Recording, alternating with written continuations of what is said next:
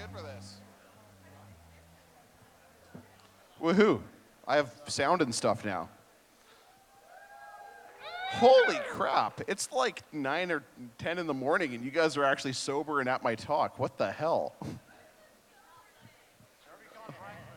There we go. Yeah, not a single one of you are sober. That's perfect. So, for those of you new here, and those of you not sure what's about to go happen, we're doing a entertaining panel on stories of Derbycon.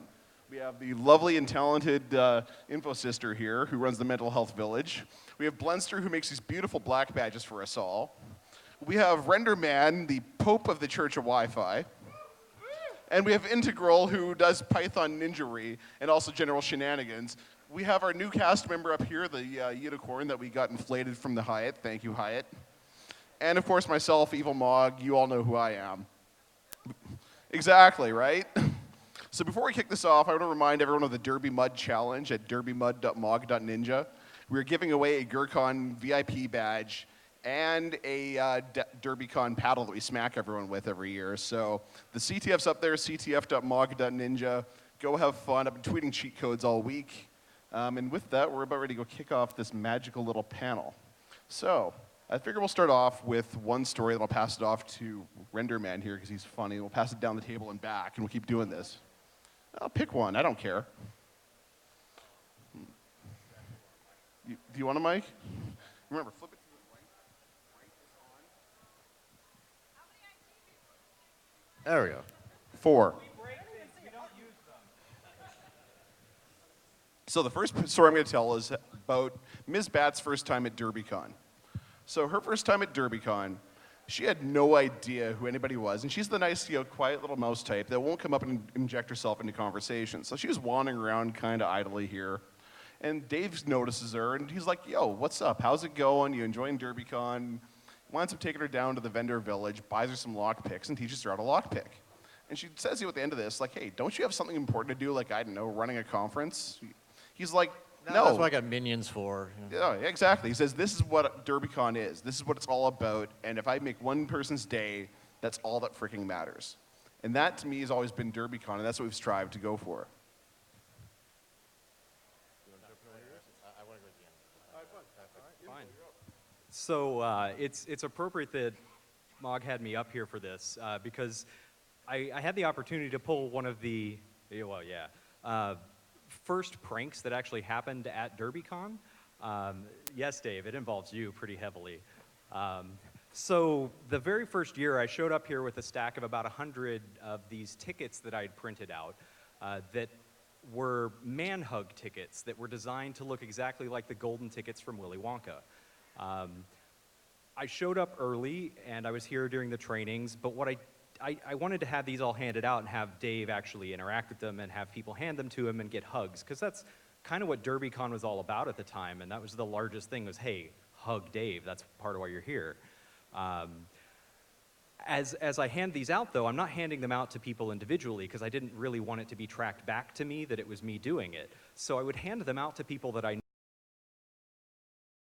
knew and about stacks of 5 or 10 and have them hand them out to other people as well.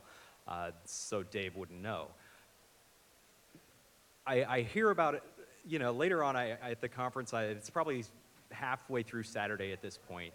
I'm over at the food court that's across the way on 4th Street Live, and I overhear Aaron talking about how Dave has been just getting all of these people walking up to him, handing him these tickets and giving him hugs and just talking about it.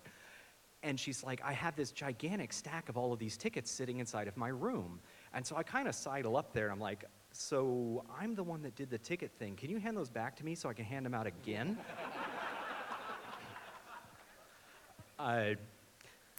The story of that actually doesn't end there, unfortunately, or somewhat unfortunately. Yeah. But turns out that some of the jockeys, the security staff, had grabbed some of them and picked up a copier inside of the Hyatt and made a bunch of counterfeit man-hug tickets and were like throwing them off the stage come Saturday evening. Yeah, exactly, making it rain man-hugs. Poor Dave. There's no way he didn't get sick after that. But worst part about that to me is because I really wanted this just float and have nobody know who did this. But Jason Street ended up actually like doxing me on Sunday morning when Dave jumped up and was like, "Who the hell's done this thing?" But that was the first prank there that really happened here. Which Derbycon was that? That was Derby 1. And they made it DEFCON that year, so they started randomly showing up at DEFCON as well. Derbycon, the gift that keeps on giving. That's fantastic. Oh, what David said is they were actually showing up at DEF CON that year as well. So, they'd made it a whole nother, 9 months, 10 months, something like that at that time? I'm going to roll up to DEF CON next year with a whole bunch of those things. Just hand them out, Dave. One with every badge. Dude, one with every badge? Yeah. You want to go up, or do you want to take a pick? I'll go. All right. I am the Blunster, and just as full disclosure, I am not feeling well this morning. But you all are worth it, and I got here. I don't know what happened. I woke up, I stood up and went, oh, I'm not standing up anymore. Derbycon has been incredibly transformative to my life. I did web development and came here because it was I live here in Louisville, so this was a security conference, and I'm like, yeah, I remember doing stuff like that when I was young, before I turned 18, and prison seemed like a bad idea. And so I came here, and the Level 1 Hackerspace where I volunteer was hosting the after party where I cooked dinner, and I got to meet a bunch of people, and I got to learn that this was a career that I could move towards, and so I got out of web development and been moving more into InfoSec stuff. It's where I started teaching soldering and began having that impact on people's lives. It's where I met so many incredible people, and I basically, I don't know how to put this in words.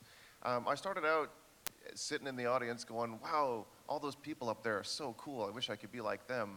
And the people here were like, well, then come do stuff with us, and you can be up here with us. And just show up with a giant unicorn. Yeah. They'll let you on stage. That'll be my first story. I have a couple more.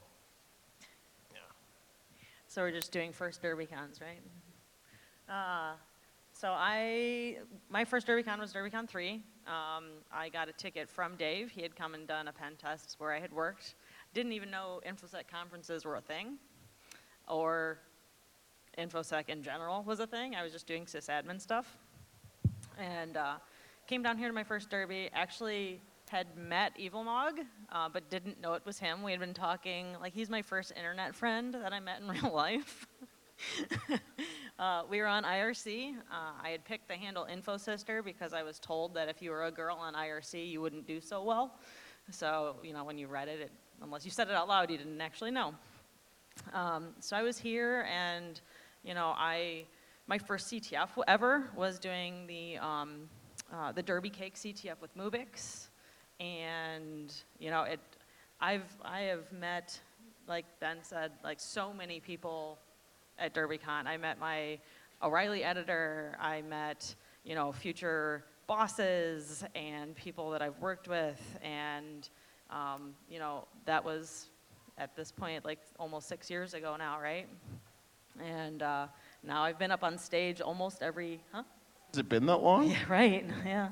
Man, we're old. I've done, yeah. So I use this point in time to look back and see what I've actually accomplished over those 6 years and every year since then, and it's just kind of skyrocketed, and this kind of started me off. And I really hope somebody has tissues, because at some point I feel like we're all gonna end up crying up here. We're all going to cry by the end of this, you know that. You just have to I need a hug and an adult. You just need to put man in the middle of this, or you can just leave it as is. Integral brought it up. The shenanigans have been a big thing for Derbycon for us for a number of years. The Church of Wi-Fi just kind of became the unofficial, official masters of shenanigans. All really started with being over the Hyatt, because they've got that 18-story atrium there that just begs for paper airplanes or something like that. 6 dozen plastic army men. Yeah, so there was one year we got 6 dozen of those little plastic army paratrooper guys that you get from like a dollar store or whatever. Order, Amazon order, expense them. Oh yeah, special thanks to Chris for approving the expenses. Grabbed a bunch of random people and went up to the 18th floor and, let these things go. And it was a case of we informed Dave and security that we were doing this. We weren't asking permission. We were just saying, when shit hits the fan, blame us. But the best part of that I heard was some of the security people on the radio when these things, because nobody ever looks up there, they started coming down, and people looking up, and they're like, "Oh, cool, yeah," clapping, everything.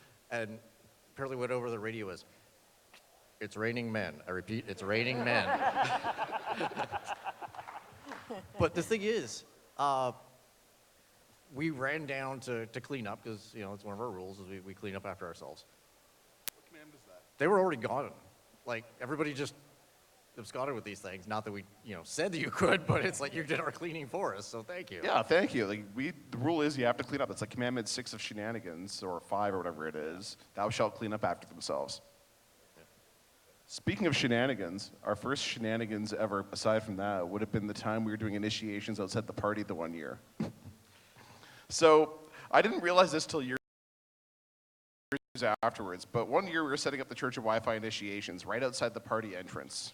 There was a lineup around the block to figure out, to get in and join the church, and I'm like, what the heck is going on? Like, we're getting ties from, Wisconsin with, like, cheese hats and, like, hand-painted cheese shot glasses. I'm like, something's going down. Apparently, people thought it was mandatory to get into the party to join the church. So those of you who are unaware, basically, there's me and Pope robes. He's dressed as a bishop. We had a slutty nun with a cat of nine tails. We had altar boy in little like sequin, booty shorts.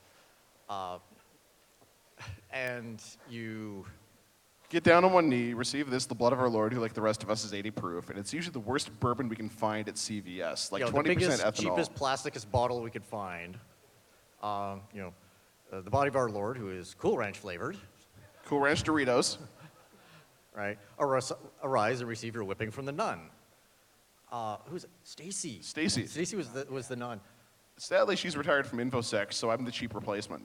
Yeah, but she does like triathlons and Ironmans, so she's built, and she destroyed the cat of nine tails we bought her at the shop down the road in like 5 minutes, and we borrowed somebody's belt, and the best part was that atrium over at the Hyatt, the echo, you hear crack, like that's all you heard all night. Crack usually by a like scream of pain, but like it was one of those like the acoustics in here are great. Yeah, and that's the reason why we got the paddle, because my arm isn't as strong as hers. So I went to a custom paddle manufacturer, and I'm like, hey, I'm going to be spanking 400-pound hackers. I need this thing not to break on them. So they made me a custom 24-inch long, 6-inch wide, 1-inch thick, solid maple paddle. And this paddle is going to be the prize for Derby Mud. It's signed by everybody that's been smacked by it this year. So if you want to join, you get a sticker, you get smacked, but you have to give consent before you get smacked by it, and I wind up, I apologize. Let's go with favorite moment at Derbycon. Let's start with Integral. Favorite what? Favorite moment? Oh, God. That you remember. Oh, I mean, there's man. a lot of others, but So that's a real problem, actually, because I don't remember a lot of Derbycons. like what's you remember you weren't there? Yeah. I'm going to have to pass for right this second. Oh. I mean, I'll come back to me, please. No, you're going to have to give me a second. That's completely In that derailed case, me. Amanda, you're up. Shit, I'm not ready. See, I'm not the only one here. I think we need more specific, like All right, fine. favorite, While you guys are thinking of favorite like this- heartfelt moment at Derby. Favorite heartfelt moment. The thing that Favorite made you realize you're funny with family. thing? Trevor. Favorite heartfelt moment. Trevor Favorite? was what did it for me. Okay, Trevor. Oh, you're gonna go? Okay. Render, you're Go up. for it.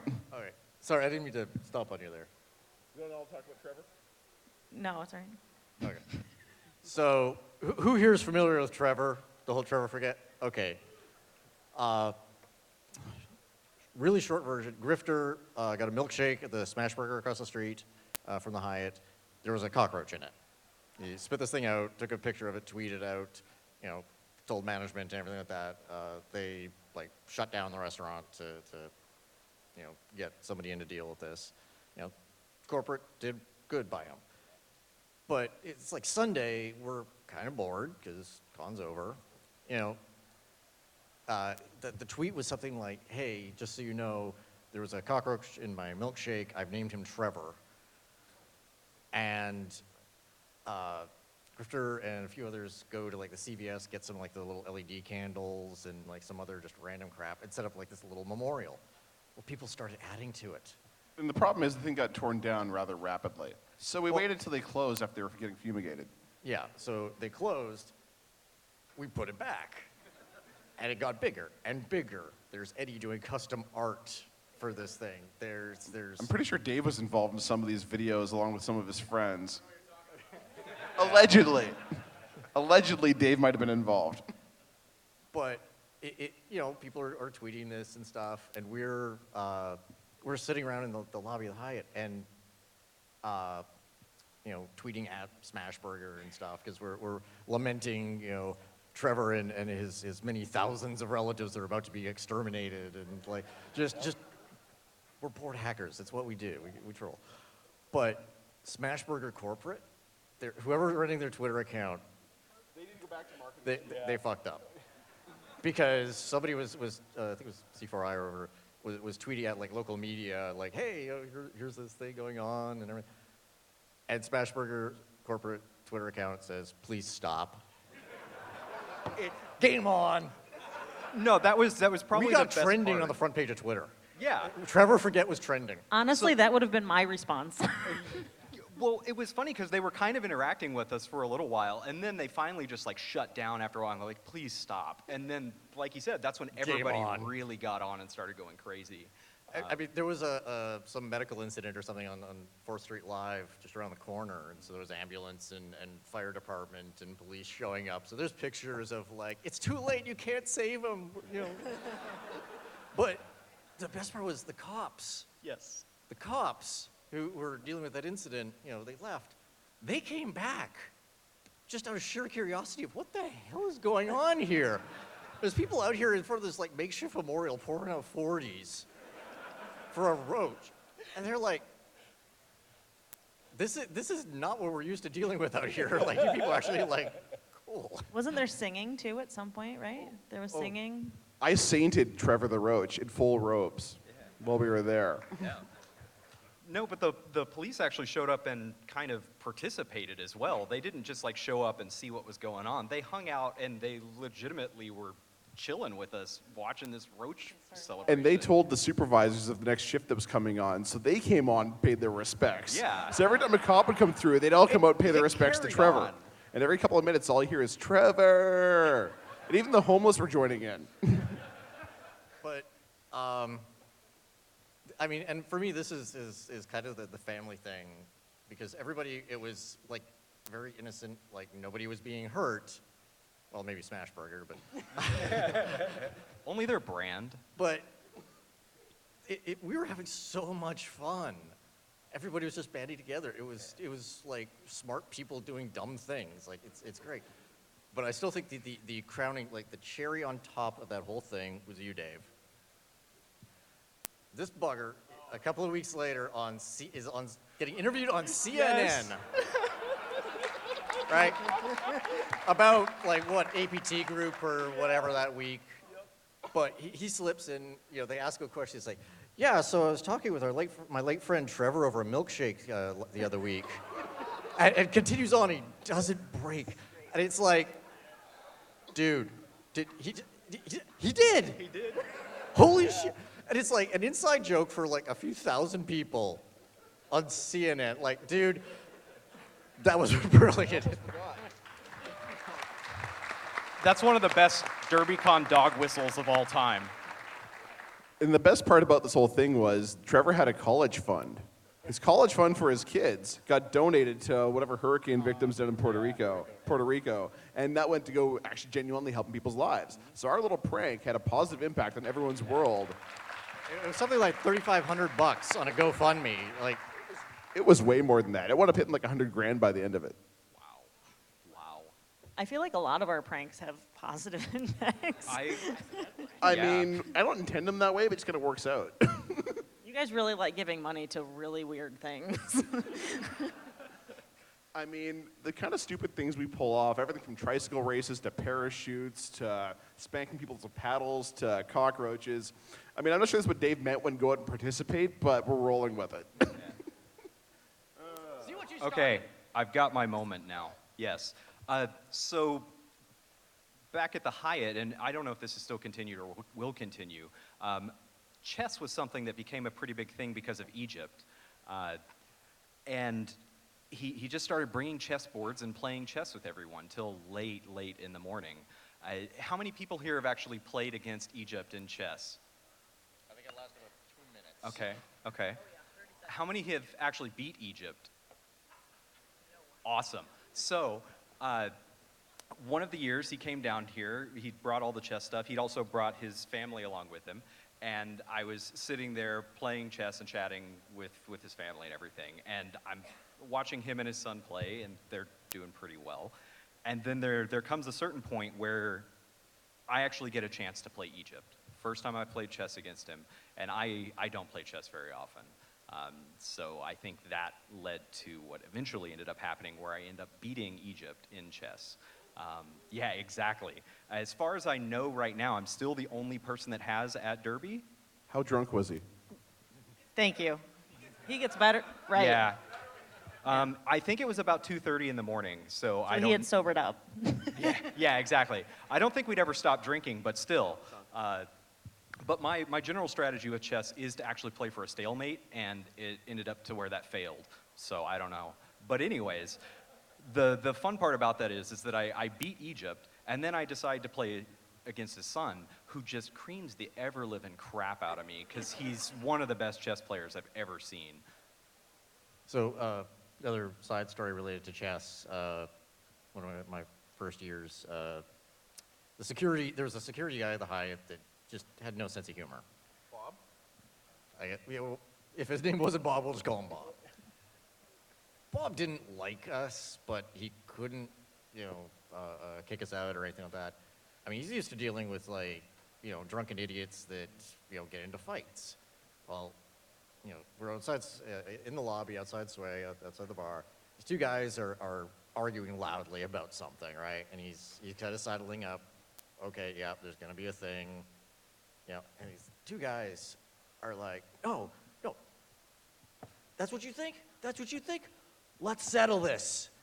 And they go over and they start playing chess. Dude's like, I thought they were gonna beat the crap out of each other, and then they sit down and play chess. Like, what kind of people are you?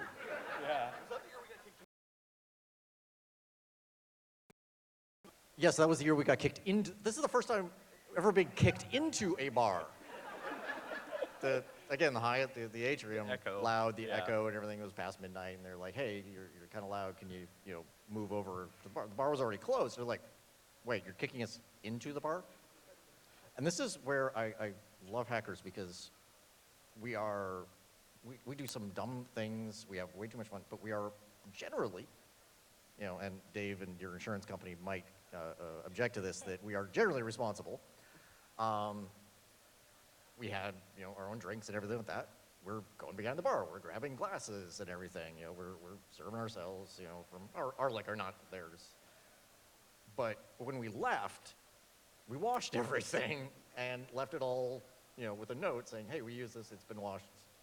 It's all good." Like, everybody was cleaned up after themselves. It was great. I have a story. So apparently Einstein Bagel Brothers forgot to lock their door one year, allegedly. And so as hackers, apparently people were nice enough to go lockpick the door so it got closed and locked again, and told Einstein the next morning, "Hey, you forgot to lock your door." We tweeted that stuff out, and they're like, normally a lockpick to break into a place, not to secure it when someone forgets to do something. Well, that was the other fun thing about, I don't know if you know this, we tend to drink a lot at Derbycon. In fact, I know, it's very surprising. In fact, they had a really hard time the first few years that we were here keeping enough liquor here. We drained every hotel bar within a 3-block radius, Derbycon 1. Yeah, it was something else. But the funny thing about it was the police that actually show up here after hearing about how much that we actually did drink and everything, they walk in expecting it to be just like a bar fight constantly. And then they walk in and see that there's these people sitting here at 2 in the morning. Yeah, drinking and chess is breaking out and people are just kind of sitting over there on their computers hacking something. And I've seen cops come after their shift to come here and deviants sitting there teaching them how to pick and shim their handcuffs. Like literally, they're pulling their handcuffs out, and he's showing them how to bypass. It's like, So I forgot to tell my story about when I met Dave Kennedy the first time. So I did not know who he was, obviously, being brand new to the scene. This is Derbycon 1. This is at the level 1 after party. It's late. All the food's gone, so I'm actually mingling with people. Someone gave me my first set of lockpicks there. Thank you, whoever that was. And I see this guy, and he's showing off the black badge for the conference. And I'm like, oh, that's really cool. And he's like, yeah, we had, blah, blah, he's talking about it. And I'm like, I could make one of those on our laser cutter in about 10 minutes. And he turns to me and says, please don't. And I promised him I would never make a fake black badge. But I did eventually get to make real black badges for him. So thank you very much, Dave.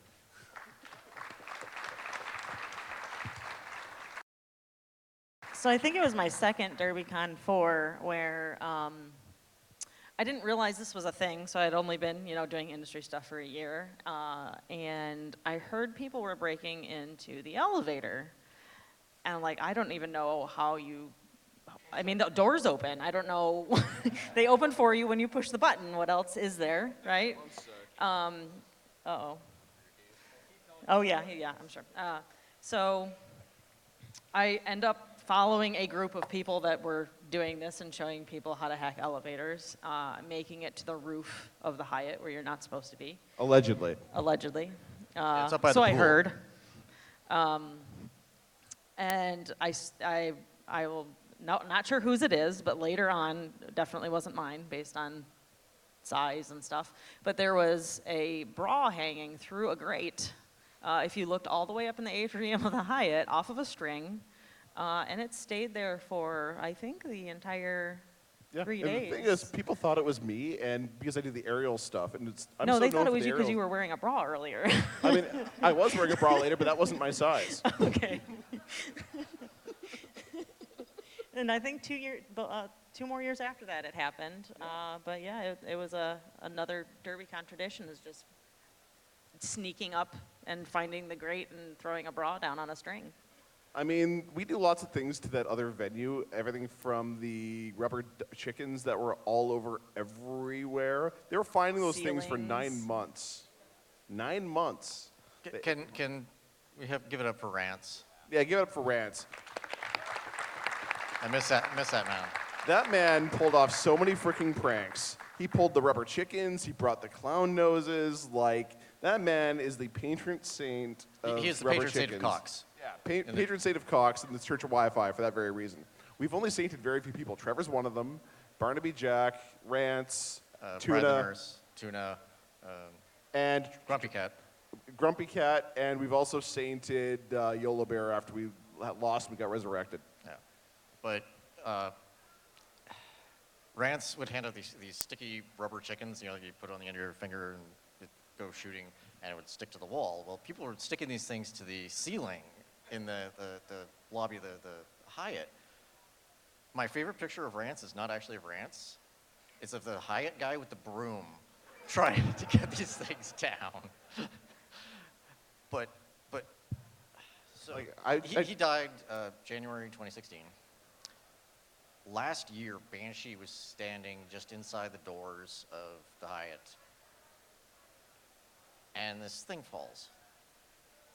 It's this dusty, grody, dried out chicken. From 4 years ago. Just decided to fall down next to her. It was. They are still finding chickens to this day, especially up on the roof, most of the service areas.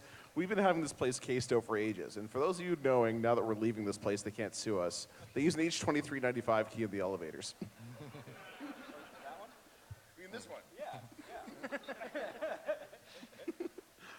Allegedly. But that hotel was so cool about us doing everything. They were So fantastic. I have one story about the hotel not being cool, then becoming cool, and they realized it was me. So the same security Is guy that was how kind of most of cranky. your life's gone so far?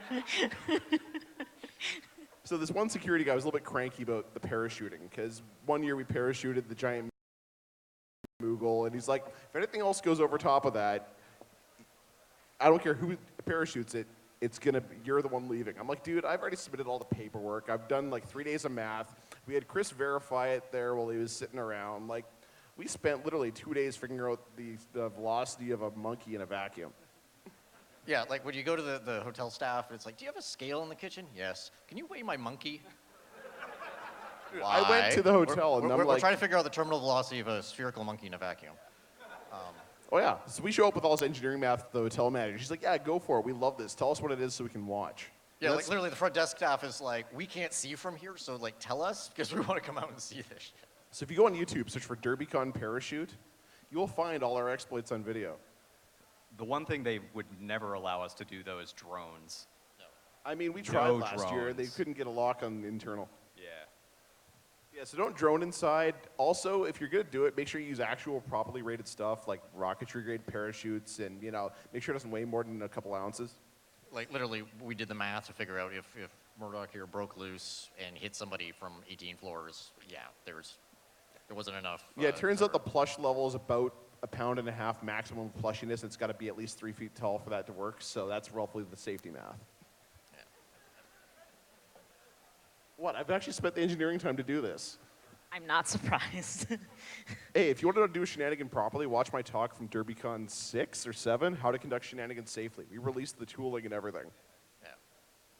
To be fair, as security professionals, if we're good at one thing, it is managing risk. I mean, yeah. I don't know. I've seen a lot of environments. I like risk. I like watching it go flying by. Saddest Derbycon moment, or what do you want to go with next? Oh, saddest heartfelt. Derbycon moment Or more actually is Rant's involved. Just one of the moments I was sitting outside of the Hyatt, middle of the night, probably like 4 a.m., and Rant strolls up with a gigantic bottle of milk, and he's also got vodka, ice, and some, Kahlua, and he's just walking around making white Russians for everybody. And there was something that was happening in that particular conversation at the time that I was already like emotionally compromised essentially, but Rant's walking up there and like plopping that down and starting to pour me that drink. I absolutely lost it and started bawling because it was too much, Yeah. Like a really just sad. I mean, I've cried at least the last two. Who doesn't cry at Derbycon? yeah, closing is always a really tough moment, especially right after closing. Closings are really hard. The bar bill's okay. Renderman, are you going to talk about yours? I don't want to steal your. Yeah, that's cool. Because I mean, yours was one of my top tearjerkers. If you all got tissues, you might want to break them out.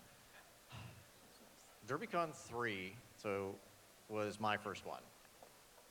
Dave reached out to me and said, hey, you know about Derbycon? I'm like, yeah, I've heard the name, Louisville and everything. He's like, yeah, you should come out. Have you got anything to talk about? And like, well, I've got this thing I've done at a couple other conferences. I can dust off those slides and give that talk. But, I was vastly underemployed, up to my eyeballs in bills and such. Just not in a good place mentally either, very depressed.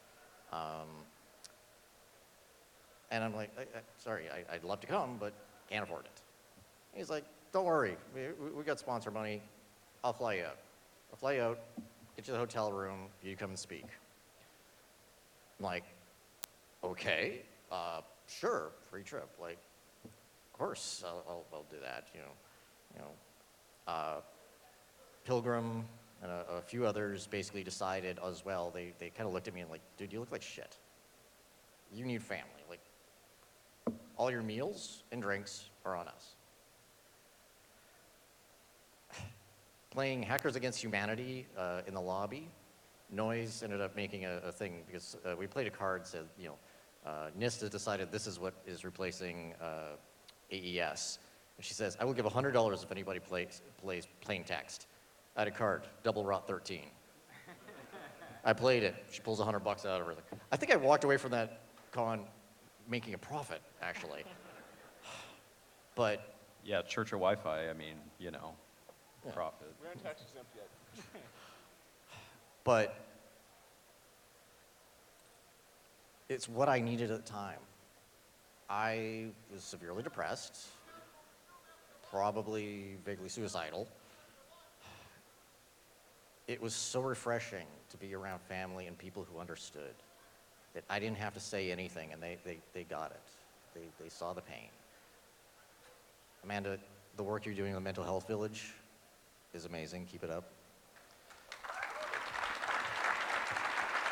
But, and I'm not sure how much, Dave, you knew I was hurting at that time. But I find out later, that, I don't think that was sponsor money. I think that was yours. I think he paid for that whole thing out of his own pocket to get me down there. That's family, man. Derbycon, 4 the next year was in a much better place. Closing ceremonies, there's video. I ran up during closing and Kanye'd the microphone. You're good at that. Kanye, though. And I said it then, and I'll say it again. Dave, you saved my life. Thank you. I don't know where the idea of Hacker Family came from, but it's this thing that the rest of the world kind of hates us. We need to take care of ourselves, because if we don't, no one else will. You are some of the drunkest, lascivious, foul-mouthed, Hooligans. psychotic bunch of freaks. But you're family. You are the family I choose. And I have Eddie the Eddie's Hacker Family crest tattooed on my chest over some self-harm scars I have that I was not proud of. As a reminder that, things like Dave doing these nice things, this nice thing for me that saved my life. So, yeah. Hey, dude, meeting you has been like one of the most mentally beneficial things in my existence. I think you mean traumatizing. No, I mean beneficial. I mean, somehow I tried to manage this guy for a number of years. And I used to do his performance reviews in full drag down at the bar on Saturday nights. I mean, he got usually an A after we had a couple of beers and we were good to go. It's, I go to a lot of cons, but we still talk about rants, with reference. That there's, I'm gonna miss Derby, because this had a vibe of family. Well, it still does have a vibe. I said it's Don't talk about it like it's dead yet, because it's not. It's not resting. It lives on in our hearts. Wait till it's off the slab, damn it. Our livers. Hold on, let me see this. Well, it's kind of similar to something that I told Mog shortly after he'd gotten his black badge for Derby here, is that, and Derby's very similar to this, is like just because you have a black badge to Derby or to whatever conference you happen to be at, that doesn't mean that like the work that you were doing to actually get that badge or to get the thing that got you to that point is over.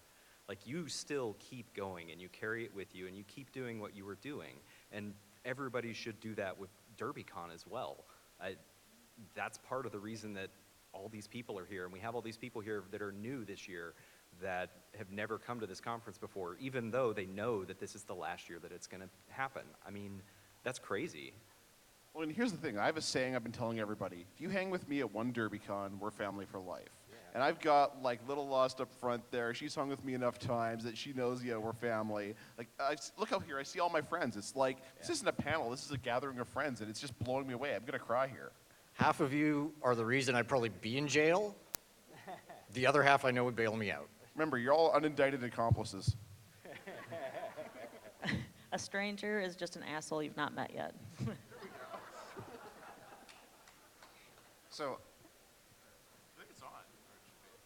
so I wanted to give a shout out to Rance's father, who's here. I met him for the first time at one of the parties where he was spinning, and again, you know, that's what is so amazing about this community. There are so many people. You have no idea who they are. They have no idea who you are, but they take you seriously and talk to you, and it was an amazing connection. So I wanted to from all of us, you know, we really appreciate and thank you. And So, one really quick rant story. This was actually at Defcon, but when he found out he had cancer, you know, he was driving around in one of those little scooters because, you know, couldn't walk. Those scooters are fun. You know, couldn't walk far because pain and everything. And this was, I think, a year or two after I Kanye'd the mic and everything like that. Ran into him at Defcon, and he, like, dude knew he was dying, but he asked me how I was doing. And got up out of that damn rascal to give me a hug, knowing that it hurt him. Like, be like Rance, you know? Fuck cancer.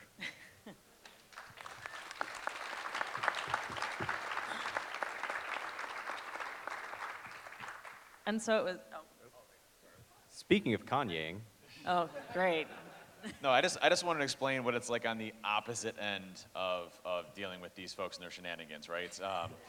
Because, you know, as we're running a conference... Please, just give us the bill and we'll figure this out. The things that we hear over our radios as these things are going on, like, hey, at 6 o'clock in the morning, hey, there's a bra hanging from the ceiling of the Hyatt. Does anybody know how to get it down? And who do we even contact for that? You know, those types of things that we hear over the radio are just hilarious and fun. Yeah, it's a 15-story drop. Like, there's no easy way of getting it. I don't know, and we're seeing, like, and we're trying to figure out the math. Like, I'm how not did they get mad, I'm up there? Like, did they have to impressed. climb on the side, or they got, like, risking life? You know, like, what was happening? And so we're all confused. And then, you know, Will from the High comes over. He's like, is that a bra on the ceiling? He's like, how does that even get up? He's like, I don't even know. You guys are crazy. And so, you know, it's always been fun on the other side of it as well, because, you know, you hear, hey, they're spanking people too hard outside the lobby, and people think to get inside you have to get spanked. You're like, no, make sure it's clear. They need to go somewhere else down the road on the side, you know, not to be here. So we've had fun on the shenanigans side and on the back side too. So, and love you, Rance. I mean, Mic drop. what other con can you show up with a 6.5-foot tall unicorn, go to the hotel front desk and say, do you have a compressor we can borrow? And they're like, we'll get one of the building engineers, you know. I was wondering if somebody did that by hand, because that would be God, no. super impressive. We got to thank Kelly for that, actually. So what happened is, Render's like, I brought this 6.5-foot tall unicorn. Well, You know, Circuit you- Swan is actually the one who brought it. Well, there we go. So So- Circus Swan brings this thing. And Render's like, who do we know that can get this thing filled up? I'm like, let's just call Kelly the bartender, right? I mean, he's been there for 9 years. We made him a lot of money over the years, so let's go talk to building engineering and get them all hooked up. So he talks to building engineering, and they're like, yeah, we got a compressor. What day do you want it? I'm like, you're not even there. They're still hooking us up with all sorts of random shenanigan supplies. I mean, the dude, you know, who knows, like, Kelly the bartender over at Sway? Like, Speaking of, shout out, happy hours from 4 to 7, $5 drinks, and then after 10 o'clock, $5 drinks, any draft, including bourbon barrel ale. yeah, the bourbon barrel ale is great. I mean, that man has killed more brain cells in this room. But, dude, on Wednesday, it was his day off. And he came by to hang out with us anyways. Guy has no connection to InfoSec, but still thinks we're cool. I'm like, He was at the party last year too. It was fantastic. Do you know how many drunken karaoke's we've done with him at 3rd Street Dive? Oh yeah. Yeah.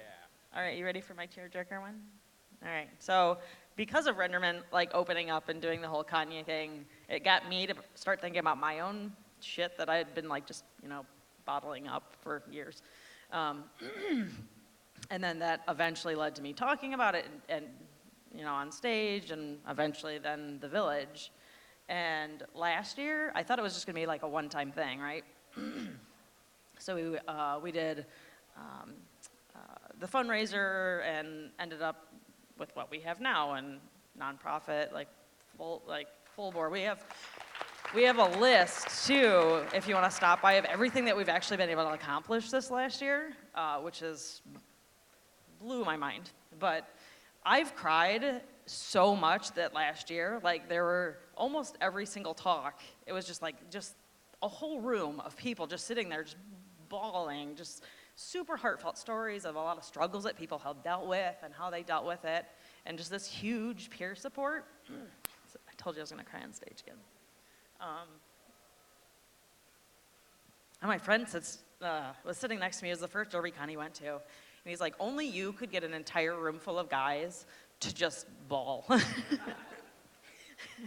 So yeah, it was just so, seemed to be super helpful for everybody in the room to just realize that they weren't alone. And everybody then just started opening up, and it was like a full talk going on, but then it started to be just this conversation of like, oh yeah, like I think about suicide all the time. And everybody's just like, I'm super glad like I brought tissues to the room specifically for that. But yeah, that was, I think, probably my biggest tearjerker moment was all of last year. You know, of all of the villages, your village is my favorite. And the reason for this is in InfoSec, we all have very stressful jobs. Like doing IR, for example, you're on call, you're always worried, you'd start twitching when your phone vibrates, even if it's just a friend to go for a drink. And I actually had my own personal mental health issue that, you know, thankfully, because of your village, I want to be able to talk about it and changing careers because of it. I was working red team and blue team management, and I had a stress-induced panic attack managing him while managing an entire other team. And I was doing a blue coat upgrade, and I felt sudden left side chest pain. I woke up in the hospital because they thought I was having a heart attack. It turned out it was a stress-induced panic attack. And I went on medical leave, and they kept calling me out during my leave, so I had to get out and bail, change jobs. Thankfully, I did a job interview at Derbycon while I was in drag on Saturday night with X-Force Red, and somehow I'm a diversity hire now. But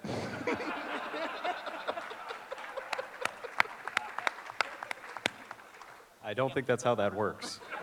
according to their system, drag queens count under diversity hire category. Sex workers work. I'll take it. Yeah. Yeah, exactly. But mental health is important. Take care of yourselves. And Renderman's stories of reaching out for help and everything else, you people inspire and recharge me every single year. And I'm gonna carry that forward. When I say, I've met, if you hang with me at Derbycon 1 year, we are family for life. Don't hesitate to call me. I don't care who you are, we are all family here. We are all Derbycon. 5 minutes, so enough time for one more story. Who wants it? Can we make it an uplifting one, maybe? We've Yes, had make a an lot uplifting of somber one. I want to hear a very recently. uplifting one. Who's going? Yes, please. Oh, dude, the auctions. Wasn't there a year that beat we raised like Defcon? $64,000? All right, so here's the thing. Who here knows about the Hackers for Charity auction? The live auction makes more money for this conference to say 2,000 to 2,500 people than all of Defcon. There was 1 year we totaled it up, and it was the equivalent of every attendee gave $100. It was nuts, and it was beautiful. Oh, and then, here's Yeah. the best part. The hacker frickin' Santa frickin' buys all this, buys everything on the auction. Then he just throws it up for rebid. He's literally taking $1,200 and just setting it on fire. Because why not? No, he's donating it. And then same thing. Khalil Unless the winning one of charity the actually auctions. lights money on fire, then it would be. I will set $100 in fire for you for grins and donate the rest to charity. It'll be Canadian money, so it's not worth anything That's anyways. right, that's perfect. But yeah, we had the 1 year where Khalil Pilgrim, he won the black badge at the auction and then just straight hands it over to Jason Street. That man, he's donated more money to this conference than you'd ever believe. Love that guy. Ice Medic. Ice Medics. Please tell us about Ice Okay, Medics. so the icing used to be an arms race at Derbycon. People were idiots and going down to Einstein Bagel Brothers, getting hot coffee and putting the ice inside the hot coffee and getting them super freaking hot. And we figured, okay, this needs to end. So Deviant and his crew of deviants went down to Home Depot and grabbed some PVC and built up like this whole little contraption with like ice at the top. So you poured your Smirnoff Ice in, it filtered through the ice, came out the bottom ice cold when you turned it out. And so we had these ice medics zooming around, and it was just like, this place has turned into a shenanigan war, and I love it. Yeah. Oh yeah, so we're gonna tell you a story about how Renderman iced Army Train, and he's gonna say it. Is Army Train in the room? No? Good. Good. So he was one of these guys getting like the hot coffee for the Ice Brothers and putting the Smirnoff in it and icing people. And I'm like, dude, you're just being evil with this. So I decided to get him back. So it was Sunday.